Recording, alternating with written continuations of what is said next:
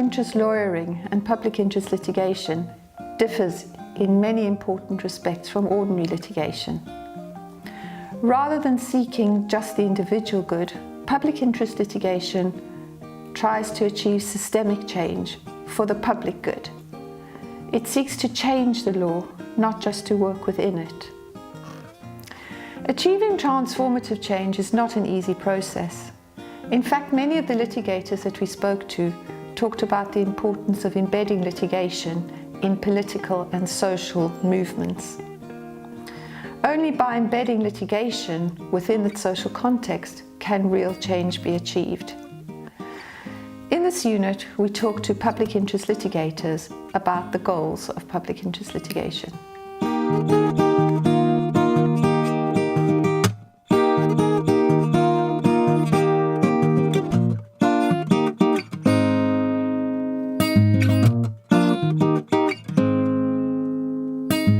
Public interest lawyering has meant different things to me personally over the course of what has now been a rather long career in delving into public interest lawyering. Early on, I was much more concerned with legal doctrines, with thinking through an issue and deciding that we might be able to advance the development of the law by moving in a certain direction. But I've come to realize over time that public interest lawyering has a lot to do with politics, with policy development, with working with nonprofit groups, working with people within government agencies who have a lot of experience and have a lot of ideas about things that should happen even though their bureaucracies are not letting them happen. So it's a much more complex but interrelated type of experience, at least if you want to be successful with it. That's at least been my experience. Well, for us, what's really important is to understand the model of lawyering that we have, which we call movement lawyering. And the idea is that as movement lawyers, all of our tools that we use are aimed at advancing and expanding the space of the social movement and defending the space of the social movement. So when we use strategic litigation, it's with those objectives in mind. Will it expand the campaigns of equal education, of communities, of the mobilizing agents, and will it protect the spaces that have been won for those social movements? Public interest litigation in Brazil is it's different from US, in other places where more often than not you start from one individual case of one specific applicant, and this has a wider effect in a certain community. Usually in Brazil it starts with a class action, and not necessarily as a class action in the sense of having a collective group of people that presents a case, but also we call some abstract cases. So you find a violation, let's say there's a lot of children not attending schools, and instead of representing a case on behalf of 200 kids, what you do is that you present a case about the violation itself, which is specific about usually from civil law countries like Brazil, where you can present cases as such in an abstract matter. So there are legal instruments in Brazil that deals with this collective kind of litigation, and NGOs have made use of that, and the public attorney's office and the state lawyers that deals with that provide service for the poor, as recognized recently by the Supreme Court that they have the right to do so. And also several instances that we see that in the report. In some instances, those institutions also coordinate among themselves. So between them. So basically, they also coordinate when they find some cause that they think it's better to work together than present different litigation. I would understand public interest lawyering as a type of lawyering that's focused on particular goals. And so it's outcomes-based, but secondly, it's also the method of doing things. It is how you litigate as distinct from traditional commercial litigation. So on the outcome side, I would say public interest lawyering is lawyering intended at achieving broad outcomes for a broad range of people. Or alternatively, if it's not achieving broad outcomes for a broad range of people. It will be lawyering intended at changing the law in ways that make it easier for people that traditionally did not have access to the legal remedies to gain that access to legal remedies, or alternatively to give them particular substantive benefits that they previously did not have. And then on the methods of doing things, public interest lawyering is more strategic in its focus. It's not lawyering that litigates for its own sake, but it's lawyering that is intended at achieving particular strategic aims. And so the methods of doing public interest litigation tend to differ from the traditional ways that we have conceived litigation as lawyers. Maybe a little bit simplistic, but I think any case that is going to affect more than just the actual litigant. So if it's going to assist more people, whether it's through any type of lawyering that's going to affect more people than just those that have their name on the application, then I would call that public interest litigation. Public interest lawyering, the way we understand it, is really lawyering which has a larger impact. It is also known as impact litigation or structural reform litigation. And we would really understand it to be litigation that brings about social change, that brings about social transformation for a community or a group of people, or really at a larger level rather than impacting just one or two individuals. And so that's how we would look at or understand public interest lawyering. Public interest lawyering is very different to your traditional forms of lawyering in a sense that you're not only pursuing your individual client's needs, but that at the outset you've already identified certain broader social goals that you'd like to achieve to ultimately realize socioeconomic rights on the ground, and also to ensure that democracy becomes well entrenched.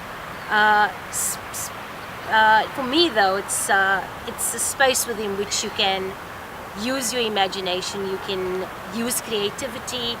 It's the one space within law that you can actually read the law in a way that you can write the law. So find the ways within which you can shape the law to ensure that ultimately justice is done, and that whatever's on the law books can infiltrate into society and make that positive change.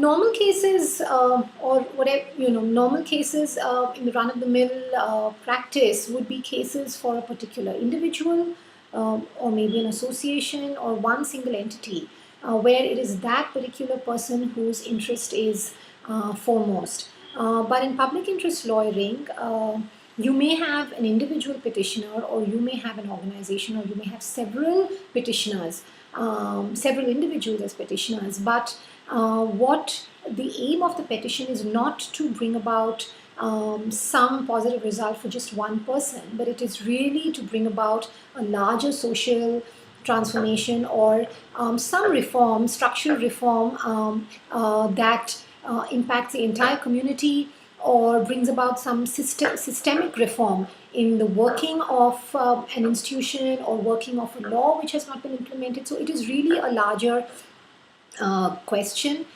It is not always just that one individual client's interest in mind. It is to ensure that the interests of the large community who could be behind the public interest, to ensure that their interests are kept in mind, and how this is represented in court and taken forward, and what kind of results they bring. I think what it means is that you would generally be setting it up so that you would be able to get your case into court. Whereas with a private litigant, the quicker you can resolve your dispute, the better. So you may be very amenable to mediation, you may be very amenable to out-of-court settlements. Whereas with litigation that's in the public interest, you're quite keen to get your case into court. Having said that, though, sometimes you can't. So in the Mud Schools case, for example, in the end, the matter settled out of court. And in fact, many of the Eastern Cape education cases did settle out of the court, which may have been a specific strategy on the part of the state in order to prevent us getting the precedents that we were seeking. Nevertheless, it did provide the goods and services that we wanted to a very wide range of children, and because we'd set it up in a way of having institutional litigants, they were unable to just settle with the clients. So I think that those would be some of the examples. Of course, occasionally you might find that the litigation is against a private party, but it's still in the public interest. So a school governing body is a private party, but a child might bring a case against a school governing body, or there may be a school on private property. And so your respondent may be the private landowner, but the issue is clearly a public one. With public interest lawyering, there's always this tension that you're required to navigate between your client's interests and the broader public interest, and it's a difficult exercise to pull off. One of the other central distinctions is that public interest lawyering is far more proactive, in a sense that you identify the issue that it is you want to pursue, you do your homework, you do your research, be it international or national law, you do your policy homework, you find out what the temperature is on the ground, and the basis of all of those things you ultimately decide to litigate once the particular facts come your way. Usually in private litigation, a public interest lawyer waits for a client to knock on the office and present their case.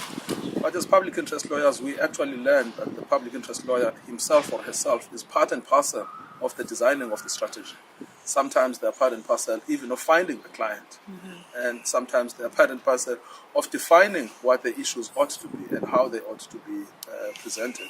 So a public interest lawyer is a much more active participant in the process of litigation, as opposed to a traditional commercial lawyer who is not an active participant, because the case tends to be driven by the client and tends to be focused on the interests of the client, whereas public interest litigation involves a certain level of agency with the lawyer himself or herself.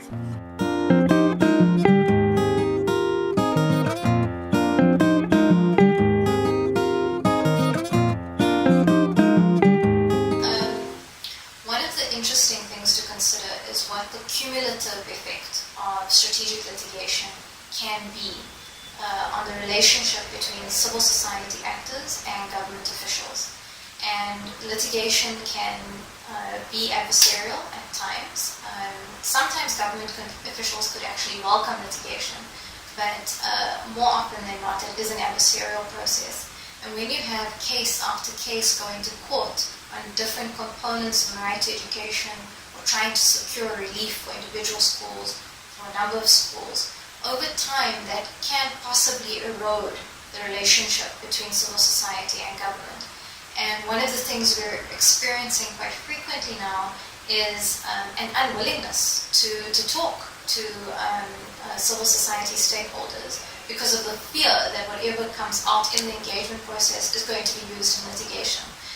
So it's not an easily measurable effect, but it's certainly something that we experience in the day-to-day engagement processes that we have.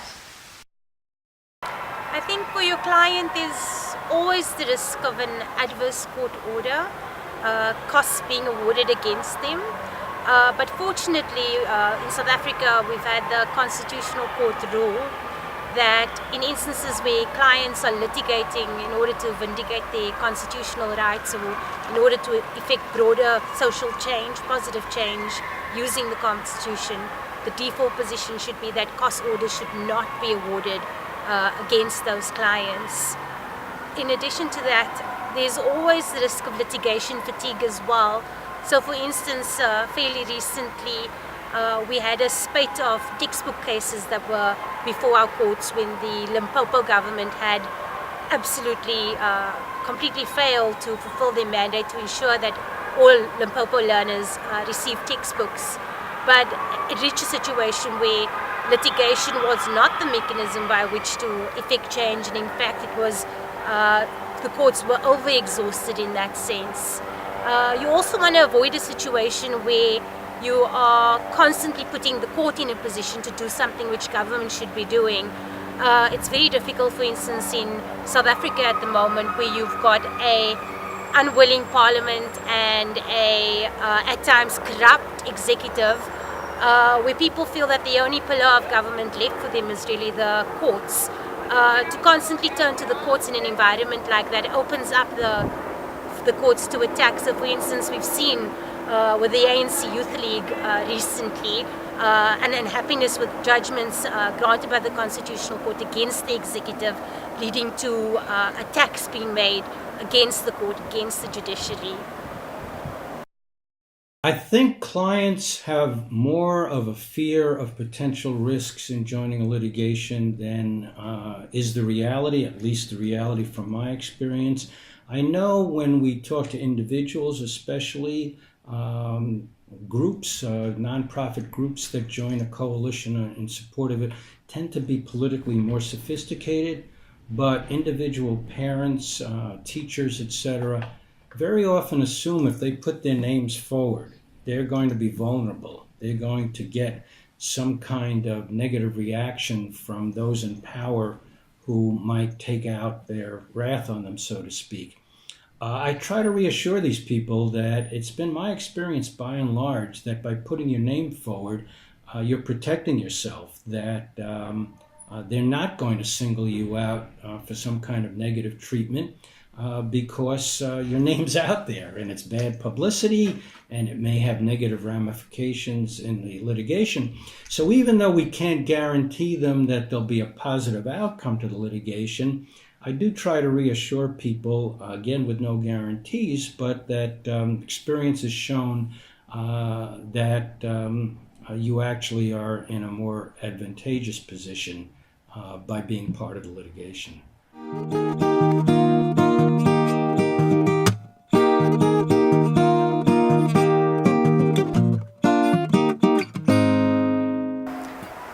That's a hard one. I think as an activist lawyer, it's very hard to not tell the difference, but to be conscious of and stay on your side of the line as far as lawyering versus politicking is concerned.